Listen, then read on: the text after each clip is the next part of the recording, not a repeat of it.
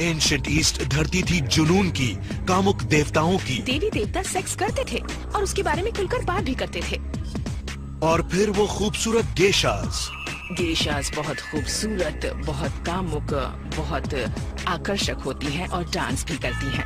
ये है the history of sex eastern style. ये कोई इत्तेफाक नहीं है कि दुनिया में 310 करोड़ चाइनीज हैं। सेक्स के द्वारा आत्मिक ज्ञान की प्राप्ति। करीब 2000 साल पहले चाइना, जापान और इंडिया में इस धारणा ने जन्म लिया कि सेक्सुअलिटी और स्पिरिचुअलिटी का आपस में संबंध है। इन धारणाओं के साथ ईस्टर्न वर्ल्ड के मर्दों और औरतों को ये पता चला कि सेक्स न सिर्फ सुखदायक है बल्कि इंसान की उम्र बढ़ाने का एक माध्यम भी है। इससे सेक्सुअलिटी को नया आयाम मिला, एक पवित्र पहलू सामने आया, आध्यात्मिक पहलू। सेक्स सिर्फ शारीरिक नहीं है, ये एक ज़हनी, लौकिक और आत्मिक शक्ति है।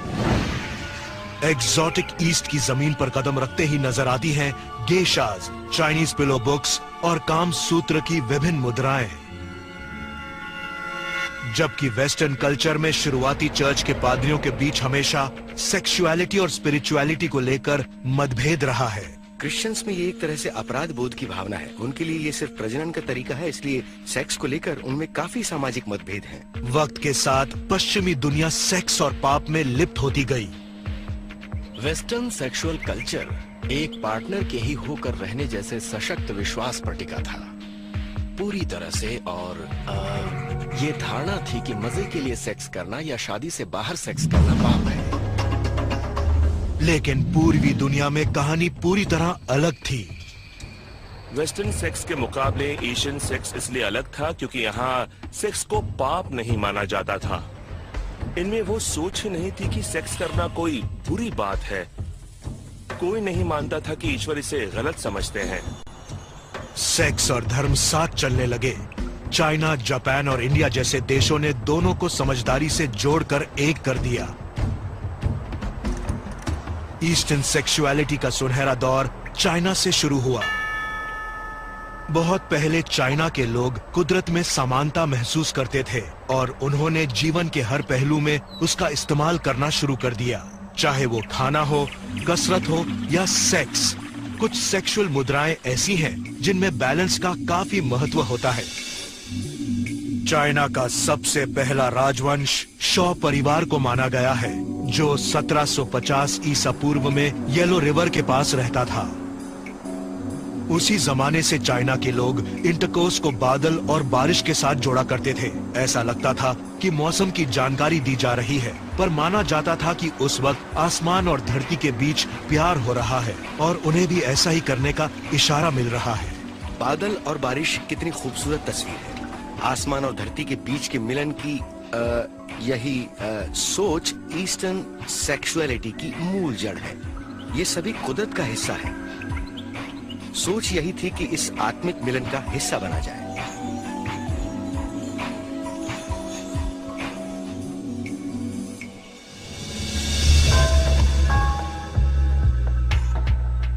सेक्स के बारे में सारे प्राचीन चाइनीज सिद्धांत पूरी तरह से 3 विचारधाराओं से प्रभावित हैं: कन्फ्यूशनिज्म, टाओइज्म और बुद्धिज्म। सेक्स के लिए टाओइज्म और कन्फ्यूशनिज्म का नजरिया एक जैसा था। कन्फ्यूशनिज्म का बुनियादी मकसद था परिवार को बढ़ाना। टाओइज्म को सिर्फ लंबी उम्र की फिक्र थी और बुद्धिज्म में ज्ञान पाने के लिए जीवन, मृत्यु और सेक्सुअलिटी को ऊंची श्रेणी में रखा जाता था। इन तीनों विचारधाराओं में सेक्स ने एक अहम भूमिका निभाई है। टाओइज्म और कन्फ्यूशनिज्म के सिद्धांतों में यिन और यांग का बहुत बड़ा स्थान था, जो कि विरोधी ताकतें हैं और जिससे ब्रह्मांड, कुदरत और इंसानी शरीर का निर्माण होता है। प्राचीन चाइनीज चिकित्सकों का मानना था कि यिन और यांग एक मूल तत्व के रूप में मर्द और औरत दोनों में मौजूद होते हैं। मर्दों में यांग कितना भी हो उन्हें कोई फर्क नहीं पड़ता, क्योंकि वो मर्द हैं। यांग उनमें होता ही है, पर उनकी फिक्र की वजह थी कि उनमें पर्याप्त यिन नहीं होता और अपने जीवन में इन चीजों को बैलेंस करने के लिए उन्हें सेक्स का सहारा लेना पड़ता था, क्योंकि औरतों में यिन भरा होता है यहाँ सोच यही है कि किसी और से अपनी जरूरत की चीज ले ली जाए, पर बदले में अपना कुछ नहीं जाए। मर्द अपने सीमेन को सिर्फ इसी यकीन के साथ निकलने से नहीं रोकते थे कि इससे उसका जीवन लंबा होगा, बल्कि उन्हें ऐसी ताकत भी मिलेगी जो उन्हें एक सुपर हीरो बना सकती थी। सीमन को ताकत का स्रोत माना जाता था और उनमें ये मान्यता थी कि अगर आप अपने सीमन को अपने अंदर रोक पाते हैं तो आपको काफी मायनों में अद्भुत ताकत मिल सकती है, जैसे उड़ने की ताकत, दीवार के पार देखने की और इसी तरह की काफी चीजें। ये उन सबको मिल सकती थी जो अपना सीमन अपने अंदर ही रोक सकते थे। आप अपने सीमन को जितना ज्यादा बचाएंगे, आपकी सेहत भी उतनी ही बेहतर होगी और आप शायद अमर भी हो सकते हैं। काफी सारे मर्दों ने अमृतत्व की चाहत में ईसा पूर्व की 3वीं सदी के टाओइस्ट सेक्स मैनुअल का सहारा लिया। इसी कारण ये कामोत्तेजक किताब बेस्ट सेलर बन गई।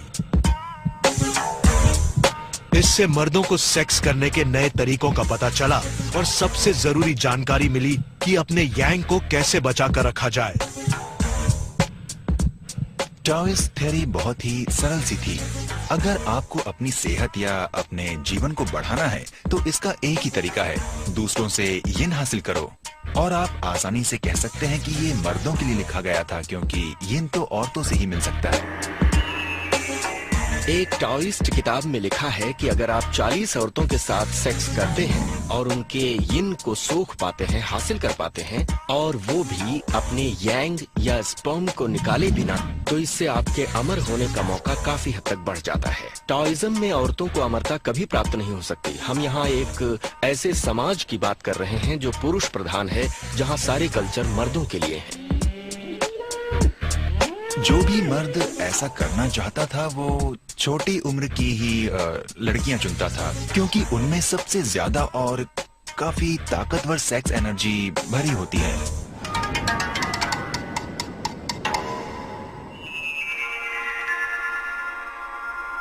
एक टाओइस्ट मर्द सेक्स के लिए अक्सर एक टीनेज लड़की को ही चुनता था, क्योंकि ऐसा माना जाता था कि तब तक वो बच्चा पैदा करके अपवित्र नहीं हुई होती है। इन लड़कियों में मौजूद यिन को खास गुणकारी माना जाता था। उन कम उम्र की लड़कियों को सेक्स की पूरी जानकारी दी जाती थी। गैम्बलिंग वाइल्ड हॉर्सेस और वाइंडिंग ड्रैगन जैसे नाम वाले सेक्स के अलग अलग करतब स्कूल्स में नहीं सिखाए जाते थे। ऐसे शारीरिक ज्ञान के लिए प्रेमी the secrets of the Z bed chamber जैसी किताबें पढ़ने लगे थे। लाल फूल जैसी सुंदर लड़की अपनी खूबसूरती बिखेरती है और अपनी खुशबू फैलाती है। वो पूरी रात अपने प्रेमी के साथ बिताती है। वो उसके साथ खेलता है, उससे आनंद प्राप्त करता है। तस्वीरों को देखते हुए वो दोनों उनका अनुसरण करते हैं और वो शर्माती हुई अपने प्रेमी को रोकती है।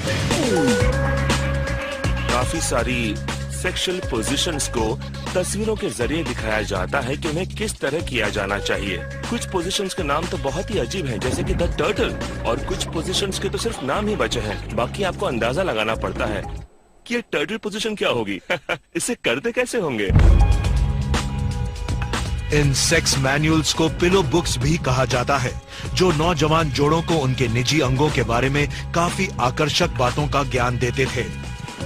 इन किताबों में पुरुष लिंग को जेड स्टॉक कहा गया है और स्त्री की योनि को सिनाबार क्लेफ्ट। वैसे बहुत जगह इन्हें हेवनली ड्रैगन पिलर और गोल्डन लोटस भी कहा गया है। और उनमें बताया गया है कि इन खूबसूरत नामों वाले अंगों के एक दूसरे से मिलने के कितने तरीके हैं। मास्टर टंग स्वांग के अनुसार सेक्स की 30 अलग अलग मुद्राएं होती हैं। ईसा पूर्व की 2वीं सदी में हर तरफ कन्फ्यूशनिज्म की विचारधारा फैल चुकी थी। टाओइज्म में जहां मर्द की लंबी आयु पर ध्यान दिया जाता था, वहीं कन्फ्यूशनिज्म में परिवार और उसके विस्तार को जरूरी माना जाता था। इस नई सोच से न सिर्फ चाइना का सामाजिक ढांचा, बल्कि अमरता और सेक्सुअल प्लेजर की उनकी परिभाषा भी बदलने वाली थी। प्रसिद्ध चाइनीज फिलोसोफर कन्फ्यूशियस 5वीं सदी ईसा पूर्व में प्रवचन दिया करते थे। 3 शताब्दी बाद उनकी विचारधारा को इंसानियत का रास्ता माना गया और टाओइज्म के साथ उसे भी चाइनीज सिद्धांतों में शामिल कर लिया गया। लेकिन टाओइस्ट और कन्फ्यूशियन सिद्धांतों में परिवार को लेकर धारणाएं बिल्कुल अलग थीं। कन्फ्यूशनिज्म में परिवार और समाज को महत्व दिया गया है, इसलिए एक सशक्त परिवार के लिए जो भी किया जाए सब जायज था। अगर इसका मतलब ये था कि ज्यादा सेक्स किया जाए तो इसे भी सही माना जाता था, क्योंकि इसी से तो आपको बड़ा परिवार मिलेगा। कन्फ्यूशियनिज्म के लोकप्रिय होने के साथ ही औरतों की परिभाषा भी बदल गई। टाओइस्ट से विपरीत कन्फ्यूशियंस अनुभवी औरतों को चुनते थे जो मां बन चुकी थी। बच्चों को जन्म दे चुकी औरतों को दूषित नहीं माना जाता था, बल्कि फायदेमंद माना जाता था। ये बदलाव उस वक्त के चाइनीज सेक्स मैनुअल्स में भी नजर आने लगा था, जिनमें अब मर्दों के साथ औरतों के सुख के बारे में भी लिखा जाने लगा था। आप एक औरत को सेक्स के लिए कैसे लुभाएंगे? कन्फ्यूशियन सेक्स मैनुअल में ये एक बड़ा सब्जेक्ट था। मर्द औरतों को लुभाने में महारत चाहते थे और इस बारे में उनमें समझाया गया है, जैसे कि फोरप्ले पर ध्यान देना, औरतों के सुख के बारे में सोचना ताकि वो ज्यादा सेक्स करना चाहें। अगर वो ज्यादा सेक्स करेंगी तो बच्चे भी ज्यादा होंगे। अगर औरत सेक्स को एंजॉय करेगी तो वो ज्यादा सेक्स करेगी और ज्यादा बच्चे भी पैदा करेगी। चाइना एक खेतीबाड़ी वाला देश था, जहां काफी नवजात बच्चों की मौत होती रहती थी।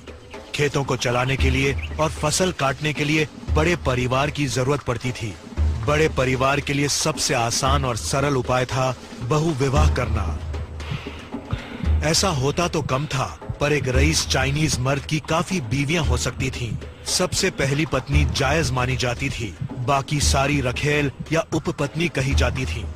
अगर एक ही घर में काफी औरतें रहती हों, तो घर के प्रधान को ये देखना पड़ता था कि बादल और बारिश की कोशिश तूफान में न बदल जाए।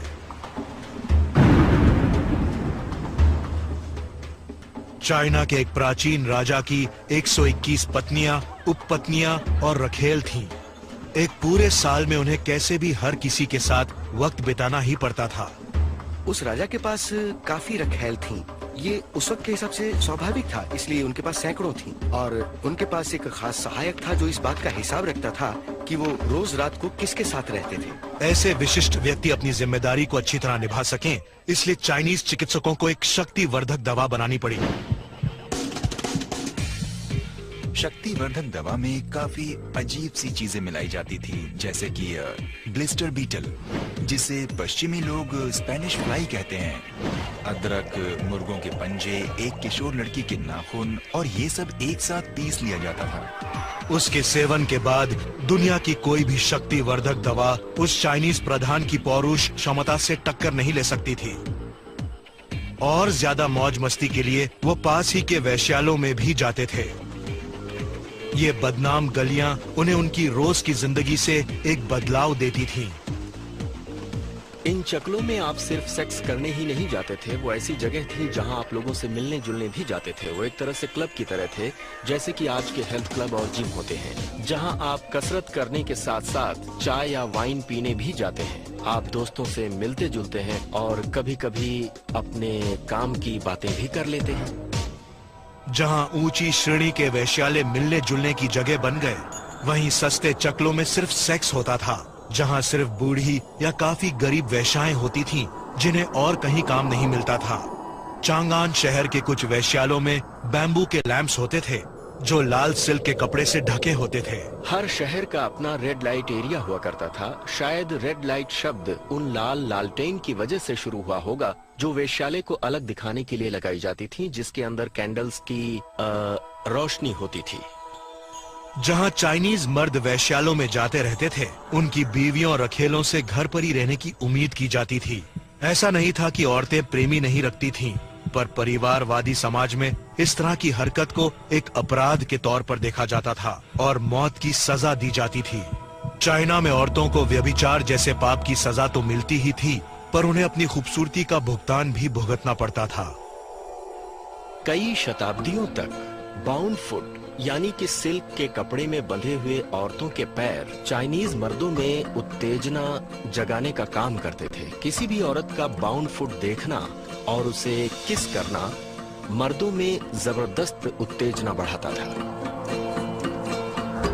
ये प्रथा सन 1000 के आसपास याओ नियांग नाम की महल नृत्यिका के साथ शुरू हुई थी, जो शाही महल में नाचते वक्त अपने पैरों के पंजों को सुर्ख लाल रंग के सिल्क के कपड़े से बांध लेती थी। जल्द ही लाल सिल्क से बंधे छोटे पंजे उत्तेजना का कारण बन गए। ये एक ऐसी चाहत थी जो आसानी से समझाई नहीं जा सकती थी। कई बार एक पति अपनी पत्नी के खुले पैर देख ही नहीं पाता था, इसी वजह से बंधे पैर उनके लिए आकर्षित होते थे। औरत के पैरों के पंजों को कसकर बांध दिया जाता था, जो काफी दर्द भरा और दुखदायी होता था। वो मुश्किल से चल पाती थीं। शायद ये भी औरतों को वश में रखने का एक तरीका ही था। वैसे पंजों को बांधने की ये प्रथा मध्यकाल में काफी लोकप्रिय हो गई थी, क्योंकि चाइना एक दकियानुसी देश बनता जा रहा था। ये एक ऐसा ट्रेंड था जो मॉडर्न एरा तक चला। वैसे बेड चेम्बर्स के राज आगे भी कायम रहे, क्योंकि चाइना के लोगों द्वारा इजाद की गई इन कामुक किताबों को और प्यार करने के रंगीन तरीकों की कहानियों को पूर्व के एक और देश ने अपना लिया था, जापान ने। 660 ईसा पूर्व को सम्राट जिमू द्वारा स्थापित किए गए जापान में सेक्स की अपनी अलग काल्पनिक कहानियां थीं। दंत कथाओं के मुताबिक जापान की रचना एक देवता और एक देवी इजानामी और इजानागी ने की थी। उन्होंने हीरे मोती जड़ित भाले से समुद्र मंथन करके एक टापू का निर्माण किया। जापान की रचना के बाद उन्होंने एक दूसरे से अपने अपने शरीर के बारे में बात की। हम ये नहीं सोच रहे कि कोई देवता किसी चीज की रचना करके गायब हो गए होंगे। ऐसा माना जाता है कि स्त्री और पुरुष के बीच किसी तरह के आध्यात्मिक मिलन की वजह से जापान पैसिफिक ओशन से बाहर आया होगा। वैसे प्राचीन जापान में कन्फ्यूशनिज्म और बुद्धिज्म का काफी प्रभाव था, पर सेक्स को लेकर जापान के लोगों की अपनी अनोखी धारणाएं थीं। जापान के लोग मानते थे कि परिवार जिंदगी में सबसे अहम होता है, तो जब तक एक मर्द अपने परिवार और बच्चों का ध्यान रखता है, तब तक उसे वेश्याओं और रखेलों के साथ मौज मस्ती करने की पूरी आजादी थी। ये बात जाहिर थी कि एक मर्द शादी के बाहर भी दूसरी औरतों के साथ संबंध रखेगा और औरतों को ये सहना भी पड़ेगा, और शायद वो लोग भी मौज मस्ती करती होंगी, पर छुपकर, इस तरह खुले में नहीं। उनकी नजर में ये कुदरती नहीं माना जाता था कि मर्द सिर्फ अपनी बीवियों के साथ ही सेक्स करे। चाइनीज औरतों से विपरीत 7वीं सदी की जापानीज औरतों के काफी सारे प्रेमी या पति होते थे। किसी की बीवी होने के बाद जापानीज समाज में दूसरी सबसे अहम औरत एक वेश्या हुआ करती थी। वो जापानीज मर्दों को तनाव मुक्त होने में मदद करती थी। उस वक्त सोच ये थी कि सिर्फ एक वैश्या होने से कोई चरित्रहीन या अधर्मी नहीं हो जाता। वैश्याएं आखिरकार आपको अपनी तकलीफ से बाहर लाती हैं। वो लोग ऐसा काम करती हैं जो समाज को अच्छी तरह चलाने के लिए बहुत जरूरी है। 13वीं सदी की शुरुआत में अधिकारियों ने वैश्यावृत्ति को कानूनी मान्यता दे दी, पर इसका सबसे सुनहरा युग आया 16वीं सदी के टोकुगावा दौर में। उस वक्त वेश्यालयों में जीवन की हर मनोरंजक चीज मौजूद होती थी, जैसे संगीत, नाच गाना, चाय, फैंसी कपड़े वगैरह। वहाँ सिर्फ सेक्स नहीं था, वहाँ मनोरंजन का हर साधन मौजूद था। वो सिर्फ एक चकला नहीं था। उसी दौर में एक सुंदर और प्रतिभावान औरत उभर कर आई, गेशा।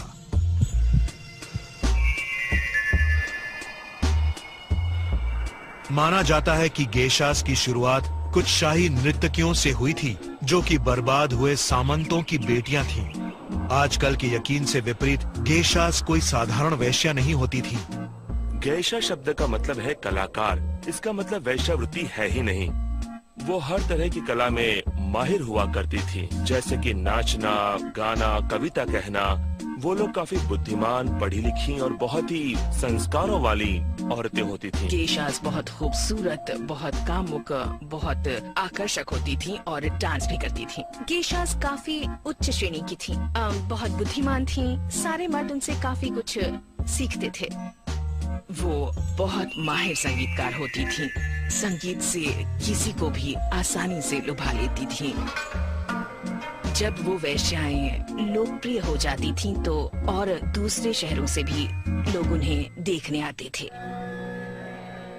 जापानीज मर्दों के लिए सिर्फ गेशाज और वेश्या ही कामना की चीज नहीं थी। जब औरतों से मन भर जाता था तो वो थिएटर चले जाते थे।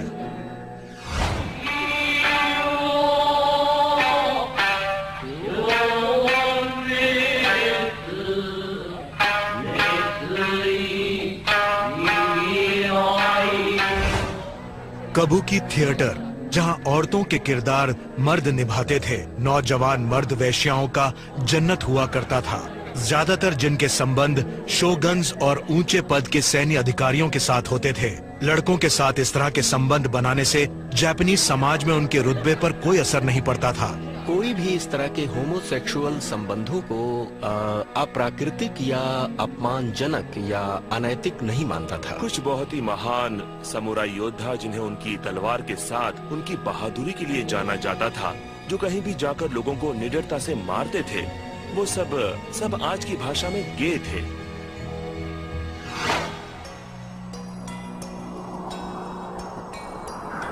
वैश्या घरों की दुनिया गेशा हाउस और काबुकी को वुड ब्लॉक प्रिंट के जरिए अमर कर दिया गया था, जिसे उकियो-ए कहा जाता है। उकियो-ए में छपी सबसे कामुक तस्वीरों को शंगा कहा जाता था। शायद उस वक्त लोग उकियो-ए पेंटिंग्स का उस तरह इस्तेमाल करते होंगे जिस तरह आज पोर्नोग्राफी का किया जाता है, पर वो छिपा कर नहीं रखी जाती थी, दुकानों में खुलकर बिकती थी और लोग इन्हें अपनी दीवारों पर टांगते भी थे। अब जब उकियो-ए पेंटिंग्स वगैरह इतने खुले में बिक रही थीं और दिखाई जा रही थीं, तो ये उस दौर की सेक्सुअलिटी के बारे में काफी कुछ कह जाती है। सब कुछ फ्री और खुले में था। सेक्स को पाप, बुरा या घिनौना नहीं माना जाता था। वेस्टर्न वर्ल्ड की तरह जापान और चाइना के लोगों को अपनी सेक्सुअलिटी के लिए उतना संघर्ष नहीं करना पड़ता था। टाओइज्म, कन्फ्यूशियनिज्म और बुद्धिज्म के सिद्धांतों से प्रेरित होकर उन्होंने कुदरत के साथ ऐसा जोड़ बनाया कि सेक्स उनके जीवन का एक अभिन्न अंग बन गया।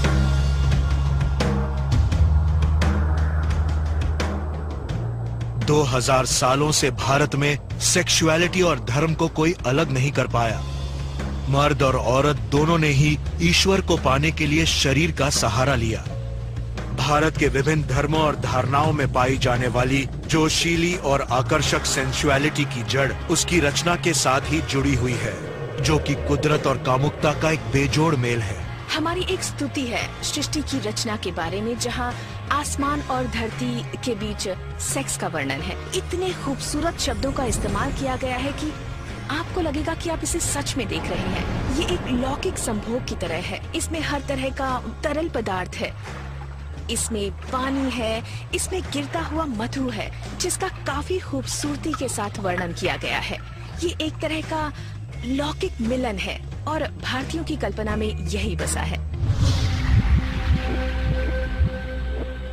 भले ही भारत में जाति और नस्ल में काफी ऊंच नीच है, पर सेक्सुअलिटी और धर्म हमेशा जुड़े रहे हैं। हिंदुओं में सेक्स को लौकिक माना जाता है, जिसे आप सिर्फ प्रजनन के लिए नहीं बल्कि ईश्वर के साथ जुड़ने के लिए करते हैं। ग्रीक के लोगों की तरह ही भारतीयों ने भी सेक्स या उससे जुड़ी चीजों को देवी देवताओं से ही सीखा है। जहां कृष्णा को पूजने वाले हिंदू भक्त अपने देवता की इस कामुक प्रेम के जरिए ही मोक्ष पाने की सोचते हैं, वहीं दूसरी तरफ बुद्धिज्म जैसे धर्म में मोक्ष पाने का उनका अपना अलग ही तरीका है।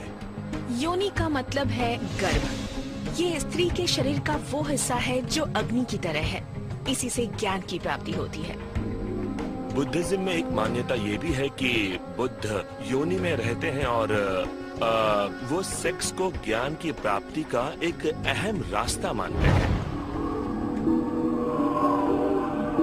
लेकिन सनातन सुख की तलाश में इस मनमोहक देवता के सारे भक्त योनि का सहारा नहीं लेते हैं।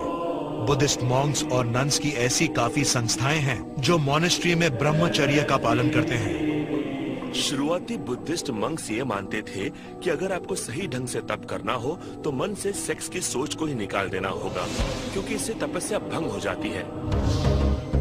लेकिन हर कोई ये नहीं मानता था कि संसारिक सुख के बिना भी कोई जिंदगी है। तीसरी सदी के दौरान हिंदू समाज में इतिहास के सबसे कामुक सेक्स मैनुअल के रूप में इन सुखों का एक विकल्प उभर कर सामने आया, काम सूत्र। बड़े नवाब और सामंत लोग जो प्यार करने के अपने अनोखे तरीके को दर्शाना चाहते थे, काम सूत्र के जरिए उन्होंने इस मौके को हासिल किया। कामसूत्र किताब बताती है कि सेक्सुअलिटी एक ऐसी चीज है जिसे सीखना चाहिए, वो भी एक खूबसूरत तरीके से। इसे आप जितना ज्यादा जानेंगे, जितना अच्छी तरह जानेंगे, एक मर्द और औरत दोनों के लिए ये काफी आनंदमय होगा। हिंदू समाज की तरह ही जहां समाज में स्थान हो या खाना, हर चीज को वर्ग और श्रेणी में बांटा जाता है। काम सूत्र ने भी लोगों को एक विशाल सूची दे दी जहां हर चीज सेक्स से जुड़ी थी। कामुकता से भरी सूची में अनेक प्रकार के लव बाइट्स और खरोंचों का वर्णन है। साथ ही 4 तरह का प्रेम, ओरल इंटरकोर्स के 8 चरण और सेक्स की 30 मुद्राओं के बारे में भी बताया गया है। उनमें से कुछ सिर्फ एथलीट्स के लिए ही छोड़ देने चाहिए। एक ऑटोमोबाइल के ओनर मैनुअल की तरह ही काम सूत्र भी सेक्स से जुड़ी हर दुविधा को सुलझाता है, यहाँ तक कि एक मर्द की शारीरिक कमजोरियों को भी। उसमें मर्द के निजी अंग को बड़ा करने के तरीके लिखे हैं, जैसे कि उसमें वजन बांधकर लटका देना। सुनकर अजीब लग रहा है, पर हाँ, कामसूत्र में साइज की काफी अहमियत है। काम सूत्र न सिर्फ बेडरूम में काम आ रहा था, बल्कि उसमें लिखे शब्द भी काम के थे। कवि अक्सर अपनी कविताओं में काम सूत्र से शब्द लिया करते थे। उनमें झुनकों की आवाजों का जिक्र होता था। औरतें काफी तरह के गहने पहनती थी, जिनमें छोटे झुनुक लगे होते थे। अगर कमरबंद आवाज करता मतलब औरत मर्द के ऊपर है, और अगर घुंघरू की आवाज आती मतलब वो नीचे है। अगर ज्यादा खुलकर सेक्स की बात ना करनी हो तो इस तरह से भी बात की जाती थी। काम सूत्र में शारीरिक सुख के राजों के अलावा भी काफी कुछ है। उसमें प्रेम, आलाप और शादी के बारे में भी नसीहत दी गई है। तीसरी सदी में इसके प्रकाशन के बाद काम सूत्र भारत में काफी लोकप्रिय हो गया। इस सेक्स मैनुअल को सबसे ज्यादा पढ़ने वालों में हमेशा घूमते रहने वाले कुछ नौजवान थे, जिन्हें नगरक्का कहा जाता था। ये नगरक्का ऊंचे वर्ग के मर्द थे, जिन्होंने अपने आप को शारीरिक सुख के लिए समर्पित कर दिया था, एक अलग तरह की सेक्सुअलिटी के लिए। उन्हें सजना संवरना पसंद था। वो परफ्यूम लगाते थे, बालों को तेल से संवारते थे, मटक कर चलते थे। कुछ मामलों में जहां एक औरत को लुभाने के लिए काम सूत्र की किताब कम पड़ती थी, तो एक नगरक्का अपने पंख वाले दोस्त की मदद लेता था, तोते की। नगरक्का मर्द तोते से बात करते थे और उन्हें कुछ वाकये सिखा देते थे। वो मर्द हाजिर जवाब थे। वो चाहते थे कि उनके सौंदर्य बोध की तारीफ पंछी खुद करें। वो सबको अपने तोते से मिलाते थे। तोते को गंदी बातें बोलना सिखाना, एक अलग माहौल तैयार करना, आखिर सेक्सुअलिटी और सेक्सुअल डिजायर को एक उत्सव की तरह मनाना ही हुआ। पर यहाँ जरूरी ये हो जाता है कि आपको बेहतर साबित होना है। ऐसे तरीके आने चाहिए जिससे एक जबरदस्त सेक्सुअल अनुभव दिया जा सके।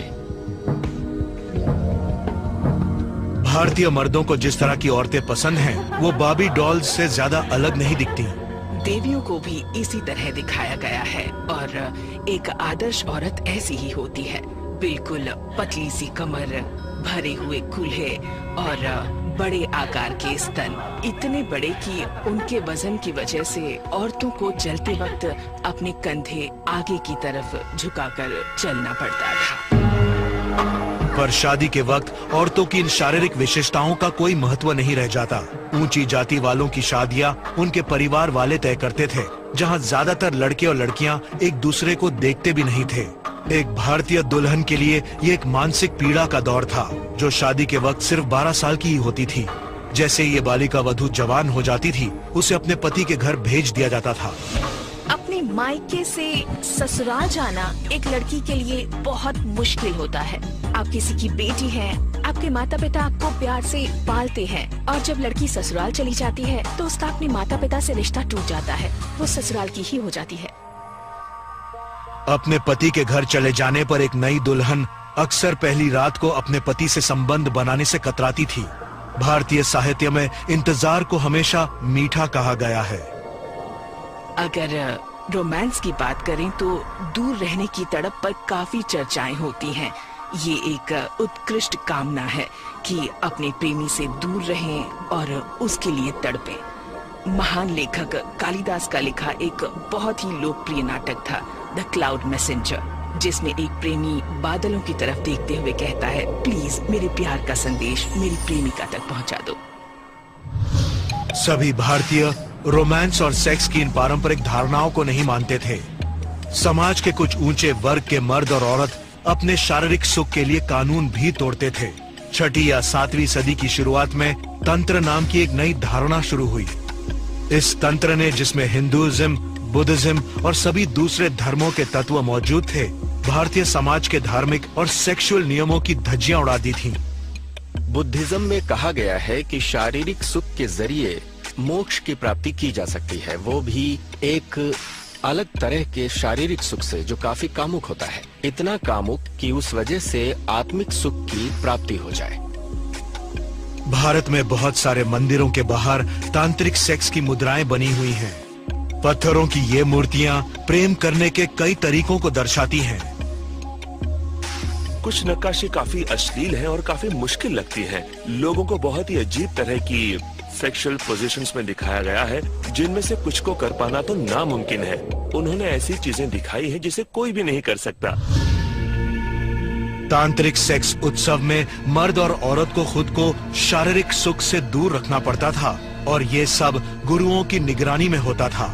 इसे काफी खतरनाक रास्ता माना जाता था, जिस पर बहुत ज्यादा लोग नहीं चल पाते थे क्योंकि ये काफी मुश्किल था।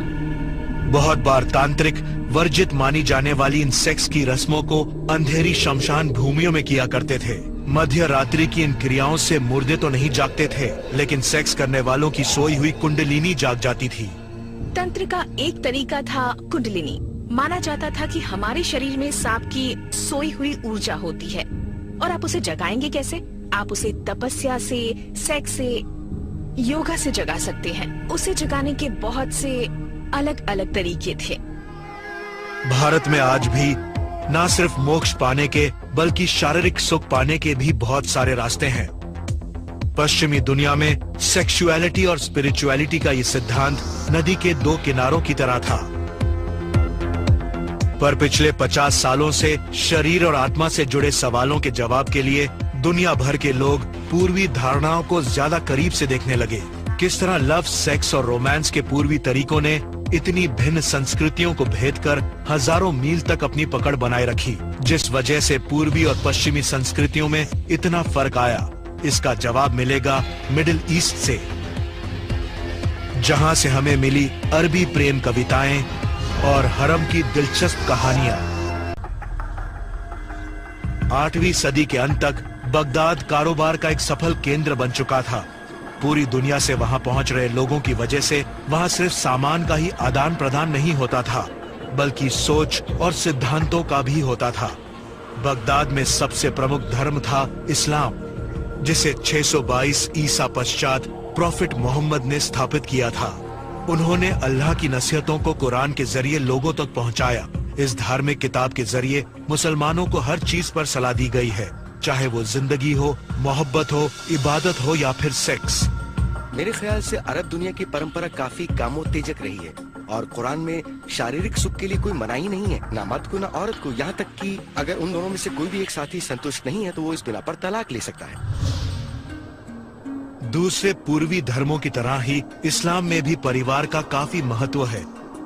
अरब एक पुरुष प्रधान दुनिया थी, जहां बहु विवाह का चलन था। कुरान के मुताबिक एक मुसलमान मर्द को 4 बीवियां तक रखने की इजाजत थी। चाइना के लोगों की तरह ही मुसलमानों को भी अपनी सभी बीवियों को बराबर का दर्जा देना जरूरी था। इसमें शारीरिक सुख भी शामिल है, जिसे इस्लाम में काफी महत्व दिया गया है। कुरान में एक बात साफ है कि मर्द और औरत दोनों ही शारीरिक सुख के हकदार हैं और खुद प्रॉफिट की 9 बीवियां थी। इस्लाम में हमेशा से बहुविवाह की प्रथा रही है। इसका यहाँ पर सेक्सुअलिटी से कोई लेना देना नहीं है। एक तरह से मर्दों के लिए ये एक सामाजिक व्यवस्था है जहाँ वो ज्यादा से ज्यादा बच्चे पैदा कर सकें। सेक्स में संतुष्ट ना हो पाने की वजह को छोड़कर औरतों के मुकाबले मर्दों के लिए तलाक लेना ज्यादा आसान था। उन्हें सिर्फ 3 बार बोलना पड़ता था, मैं तुम्हें तलाक देता हूँ, और वो शादी टूट जाती थी। कुछ मामलों में तो एक इस्लामी शादी को इससे भी सख्त तरीके से खत्म किया गया है। अगर कोई मर्द या औरत नाजायज रिश्ते बनाते थे तो सजा के तौर पर उन्हें पत्थर मारकर मृत्यु दंड दिया जाता था। वैसे ये काफी कम ही होता था। एक साथी को अपने दूसरे साथी की बेवफाई साबित करने के लिए 4 गवाहों की जरूरत पड़ती थी। वैसे उस दौर में मर्द अपनी बीवियों के अलावा भी दूसरी औरतों से संबंध बनाते थे, जिन्हें रखेल कहा जाता था। उपपत्नी कोई गुलाम नहीं होती थी, उनसे भी शादी की जाती थी, पर उन्हें पत्नी का पूरा हक नहीं मिलता था। इतनी सारी बीवियों को पालने के लिए आपको रईस होना होगा। इसका मतलब था कि ऐसा रईस ही कर पाते थे। वैसे तो एक उपपत्नी का दर्जा एक पत्नी से कम ही होता था, पर उन सबको घर के ही एक अलग हिस्से में एक साथ रहने दिया जाता था। औरतों के इस झुंड को, जिसमें बच्चे और घर की बाकी औरतें भी शामिल होती हैं, हरम कहा जाता था। ये वो चीज थी जो आज तक पश्चिमी दुनिया की कल्पनाओं में बसी हुई है। कुछ लेखकों ने पता लगाया कि बीवियों और रखेलों को बाहरी दुनिया से अलग रखने की प्रथा गार्डन ऑफ ईडन काल से ही चली आ रही है। इस्लामिक समाज में शालीनता पर काफी जोर दिया जाता है, इसीलिए औरतें पर्दों में रहती हैं। एक औरत जो किसी की हो चुकी है वो किसी गैर मर्द के बारे में सोच भी नहीं सकती। उन्हें गैर मर्दों से बात करने की इजाजत नहीं है। कोई गैर मर्द उन्हें देख भी नहीं सकता, खासकर उनका चेहरा। पश्चिम के लोगों में तो हरम का जादू ही चल गया था। वो हरम के अंदर का राज जानने को बेताब थे। लोगों को लगता था कि अंदर जरूर कोई रहस्य है, पर मुझे ऐसा नहीं लगता। घर की सारी जिम्मेदारियां हरम की औरतों के ऊपर थी, पर उनकी जिम्मेदारी किस पर थी? एक रईस अरब मर्द इस जिम्मेदारी के लिए किन्नरों को चुनता था। किन्नर एक अलग ही वर्ग था।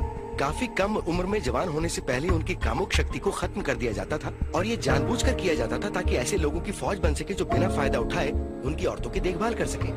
बाहरी दुनिया में उतनी पाबंदी नहीं थी जितनी कि एक हरम में होती थी। पश्चिमी साहित्य में सेक्स और पैशन की ये कहानियां फैलने लगी। विक्टोरियंस के लिए हरम कामुकता की उस आकर्षक दुनिया का प्रतीक था जहां वो पूरी तरह से खो जाना चाहते थे, जो उनकी रूढ़िवादी और अजीब दुनिया से अलग थी। अरब दुनिया में मोहब्बत और सेक्स को सबसे ज्यादा बढ़ावा दिया उनकी अपनी कविताओं ने। उन कविताओं और उन रोमानी कहानियों में जिनके साथ वो अक्सर खुद जुड़े होते थे, हमेशा सुखी प्रेम की ही नहीं बल्कि दुखद प्रेम की बातें भी की जाती थी। ऐसी ही एक कविता है जिसे पर्शियन कवि निजामी ने मध्यकाल में लिखा था, लैला मजनू की दुखद प्रेम कहानी। लैला मजनू भी रोमियो जूलियट की तरह एक प्रेम कहानी है, जहां 2 प्रेमियों को शादी नहीं करने दी जाती और प्रेमी हमेशा अपनी प्रेमिका के लिए रोता रहता था। प्रॉफिट मोहम्मद इस तरह की असफल मोहब्बत को काफी महत्व देते थे, और उनका कहना था कि अगर इस तरह के ठुकराए हुए प्रेमी या प्रेमिका मरते हैं तो वो शहीद कहलाते हैं और सीधे जन्नत जाते हैं। वैसे मजनू की कब्र की कोई जानकारी नहीं है, लेकिन लैला के लिए उसकी मोहब्बत ने कथित रूप से एरिक क्लैप्टन के रॉक क्लासिक गाने लैला को जन्म दिया था। एरिक क्लैप्टन का जॉर्ज हैरिसन की बीवी के साथ अफेयर चल रहा था। वो उन्हें पाना चाहते थे, पर वो शादीशुदा थीं, तो वो उनके लिए तड़पते थे और मजनू की हालत को समझ रहे थे। मजनू एक मदहोश और पागल प्रेमी था। उसकी बहुत ही दुख भरी कहानी थी। लैला मजनू भारत के रोमियो जूलियट हैं। कन्फ्यूशियस से लेकर रखेलों तक, यिन और यांग से लेकर तंत्र तक, कृष्णा से लेकर काम सूत्र तक, ये एक जबरदस्त सफर था। ईस्टर्न सेक्सुअलिटी का सुनहरा दौर सच में बहुत सुनहरा था। तो हर परंपरा दूसरी से थोड़ी अलग है, फिर भी सभी अपनी अपनी जगह मजबूत हैं, और हर परंपरा ये कहती है कि सेक्सुअलिटी को कैसे बेहतर बनाया जाए। ये किसी बड़ी ताकत का हिस्सा है जो वक्त और ब्रह्मांड से भी बड़ा है। ये दौर इसलिए सुनहरा था क्योंकि उस वक्त सेक्सुअलिटी में एक समानता थी, आजादी थी।